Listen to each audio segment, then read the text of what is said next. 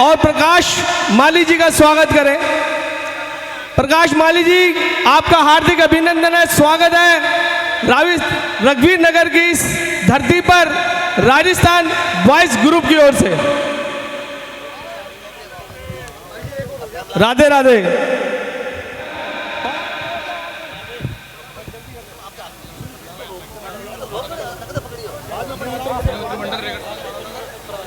धरती है प्रभु भगत वसल भगवान,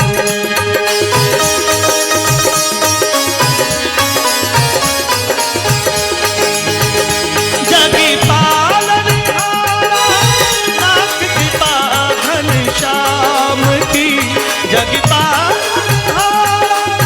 नाथ कृपा घनश्याम की।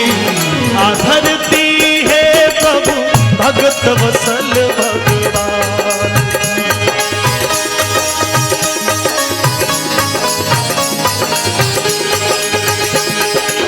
धोरा धरती मरुधर भूमि, धोरा धरती मरुधर भूमि। आवे देवता इन धरती पे अवतार लियो है द्वारका नाथ भगवान। और जन्म भूमि है राम राजकुमार की, जन्म भूमि है राम राजकुमार की। धरती है प्रभु भगत वसल भगवान, धरती है प्रभु भगत वसल भगवान।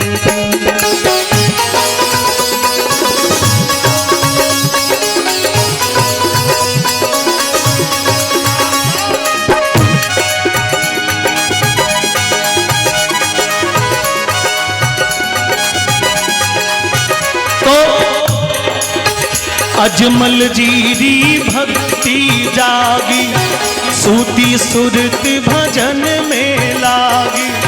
अजमल जीरी भक्ति जागी, सूती सुरत भजन में लागी। नाथ द्वार का आंगन आए, भाव समझ भगता घर जाए।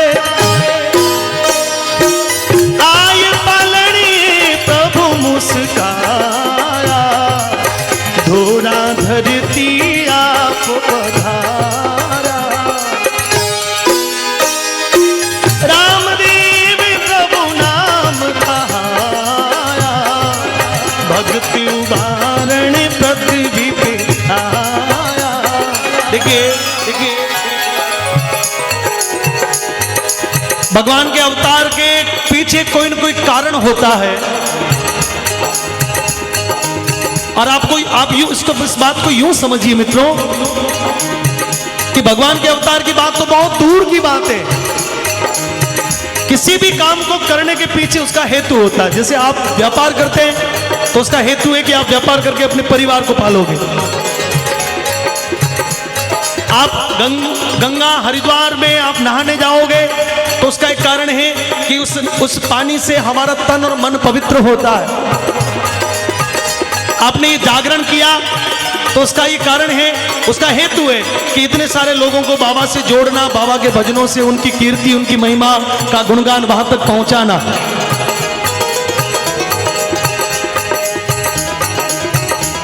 भगवान के रूप में बाबा रामदेव जी महाराज भगवान का अवतार बनकर इस धरती पर आए तो उसके बहुत सारे कारण थे, लेकिन उस कारणों में सबसे मुख्य कारण था, और वो कारण था अजमाल जी महाराज की भक्ति। कि अजमाल जी ने ऐसी भक्ति कमाई, ऐसी भक्ति की, भगवान को ऐसा प्रसन्न किया कि स्वयं के मरने की चिंता ना करते हुए समुद्र में छलांग लगानी पड़ी तो लगा दी, लेकिन भगवान की मन में आस उम्मीद लिए अजमाल जी महाराज ने 12-12 साल तक भगवान की यात्रा की। और इसीलिए चारों तरफ अज्ञान रूपी अंधकार, चारों तरफ भैरव राक्षस का भय, चारों तरफ अकाल और सूखे की स्थिति, लोगों में त्राही त्राही मच गई। और उस समय अजमाल जी महाराज ने भगवान को प्रसन्न करके इस दुनिया के उद्धार के लिए बुला लिया और कहा, छायो घोर अंधारो दुखी घना नर मानवी, छायो घोर अंधारो दुखी घना नर मानवी, आधरती है प्रभु भगत वसल भगवान, आधरती है प्रभु भगत वसल भगवान।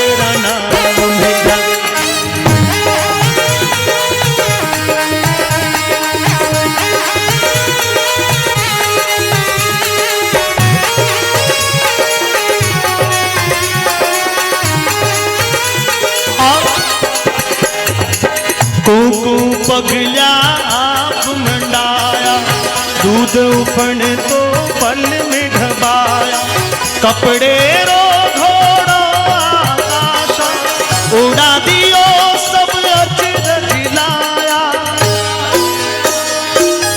जय जयकार हुई चहुपासा, भक्त उचारे नाम कृपाला,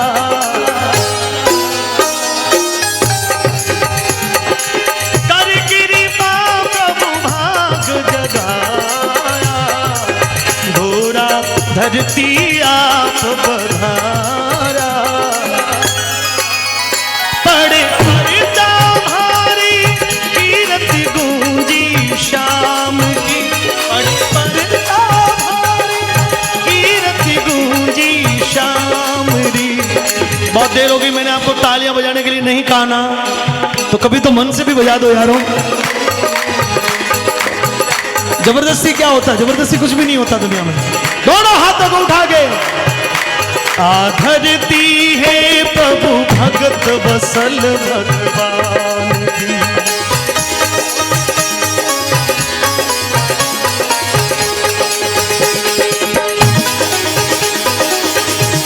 घोड़े वाले मंदिर से पुजारी जी बजाने में चाहता हूं जोरदार जयकारा बोले, बोलिए अजमल खरा अवतार की।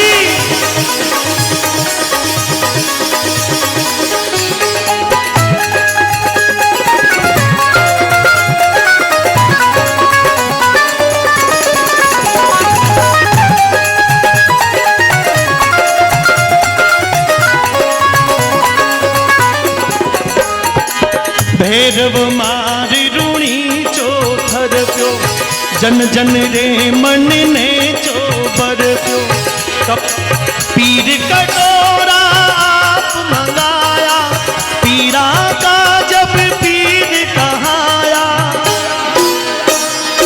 चौपड़ रमता भुजा पसारी, डूबती नैया पार लगा,